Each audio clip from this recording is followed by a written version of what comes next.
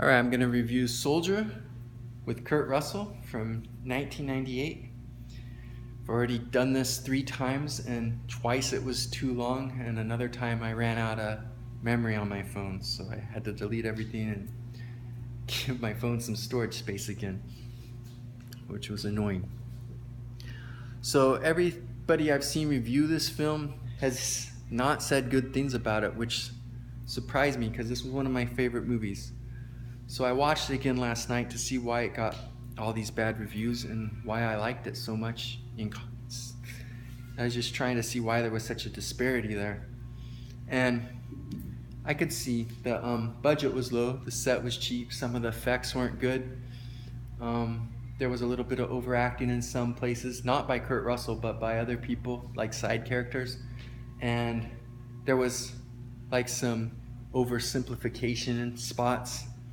So yeah, there were plenty of reasons not to like this, and like the war scenes were kind of dumb. It's like they're just holding guns and walking, but none of that's what mattered to me.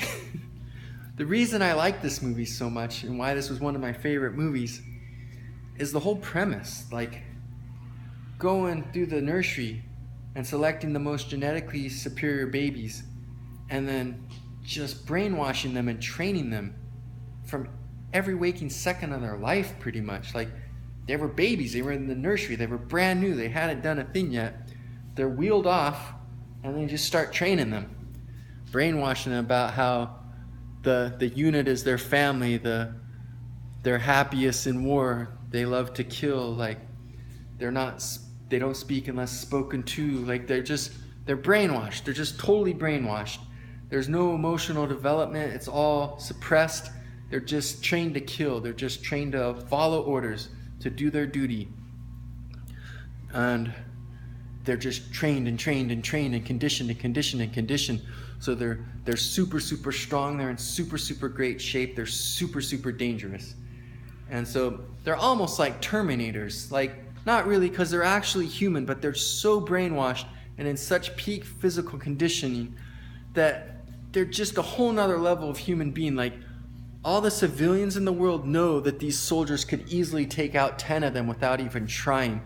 So anyway, they've been fighting battles for like 20 years or so, and Kurt Russell's in rest mode. It just shows all the wars he's done, and every war it lists like 30 to 50 confirmed kills and like 60 to 80 unconfirmed kills, and he's just killed hundreds and hundreds of people over the years. And this new batch of soldiers come in, and Gary Busey was like the head of the old batch, and there's like this Hitler-like actor that's the head of this new batch. And these ones were like genetically modified, so they're like faster and stronger and have better hand-eye coordination and agility and intelligence, everything. Like it's craziness, and they did all kinds of wicked mind manipulation, and there's just a whole nother level. So Gary Busey likes his old soldiers because they were so dependable and good, but this is probably the first hole in the story. They're 40 years old now, so it's definitely time for a new batch. Regardless of whether they were genetically modified or not, they would need a new batch. Like, I could understand if maybe he wanted the new batch to go in with the old batch so that some of the experience could like carry over and they could get experience while being in the presence of other people with the experience. But I don't understand why he would want to not replace them, because they're 40 years old now and they might still be good for another 10, 20 years because they're in such insane physical condition, but eventually they're going to get old and not be as useful. So you're going to need a new batch. So that was the first hole. But anyway, they test them, and like Kurt Russell does this insane like 520 mile pace for like 15 miles straight. But 20 minutes after he takes off, they send Jason Scott Lee after him from the new batch. And since they're genetically modified, he does like a 4-minute mile for 15 miles straight, catches him right at the end and passes him by, which isn't physically possible, but you just go with it because of the story.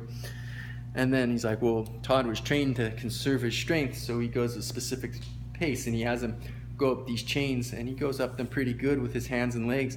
And then the other Hitler-like guy sends up Jason Scott Lee, and he just flies up it really fast using just his arms, showing that obviously he has strength too.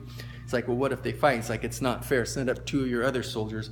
And so Jason Scott Lee just annihilates 2 of the soldiers, and Kurt Russell does pretty good. He like gets him in a chokehold. Jason Scott Lee bites his forearm, so he gouges Jason Scott Lee's eye. So then Jason Scott Lee knocks him off. He clamps on. He doesn't want to fall. He starts wailing on his kidney and his hip and his leg. And finally, Jason Scott Lee elbows him in the face over and over until he falls. And because he was so insanely well conditioned, just having the body of that other soldier was enough to soften the impact that he just was knocked out and severely injured instead of dead. But they didn't even check to see if he was dead. They just assumed he was because they just don't care. And so they just went and tossed him away in the garbage. And that's probably another plot hole, but because they probably really would have checked in real life, but they just didn't even bother in the movie. And maybe they really were that indifferent. I don't know. Anyway, they go dump him off on this like big giant dump planet. It's just this whole planet that they dump trash on because it's like harsh and there's like almost no water and there's huge windstorms. So they just send unmanned garbage vessels there and dump trash every 20 or 30 days. So that was a high fall. He probably would have died from that too, but he didn't for the sake of the movie. He sees some people, so he tracks them from afar. And when he's at their place where they have like their little, like their quarters where they live and stuff, he's like above just kind of surveying his surroundings and seeing what's going on, because he's always just been a soldier following orders. Now he's like this perfect soldier, but he has no mission. He's not doing anything. So he's just kind of taking in his surroundings. He doesn't know what else to do. And one of those big wind things comes and it picks him up and throws him in the middle of the hall on the hard surface and knocks him out. And between Jason Scott Lee beating him senseless and getting dropped out of the trash ship and then that, he's really messed up physically. So the council decides they have an injured man. They need to take care of him.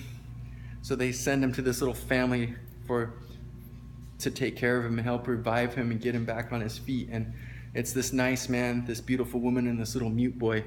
Mostly the lady takes care of him. And anyway, the whole movie, the people are like walking on eggshells and spooked and anxious and afraid of offending him because they know how insanely dangerous he is and how physically superior he is to them. They know that soldiers are like a whole nother level and that they're emotionally detached and have no empathy and stuff. And then him, on the other hand, he's been brought through the strangest upbringing, no emotional development, just following orders and everything. He's like emotionally stunted and stoic, and it's so weird. So he's doing a lot of taking in his surroundings, of seeing what's going on, trying to learn, but he doesn't talk. He's still in his soldier mode. He sees everyone kind of as superior officers. Whenever they ask questions, he responds to them just like he would a superior officer. So he's not really a threat to them, but they don't realize this because he's just so well conditioned and so scary. But he's trying to learn, and it's weird because slowly little things that have been dormant his whole life are waking up, but his training's keeping them squelched. And this is another criticism of the movie I hear, is that Kurt Russell's way too high caliber an actor to be playing a role like this where he barely says a word. And I think it's the exact opposite. I think it's very good they got a high caliber actor because there's almost no words spoken.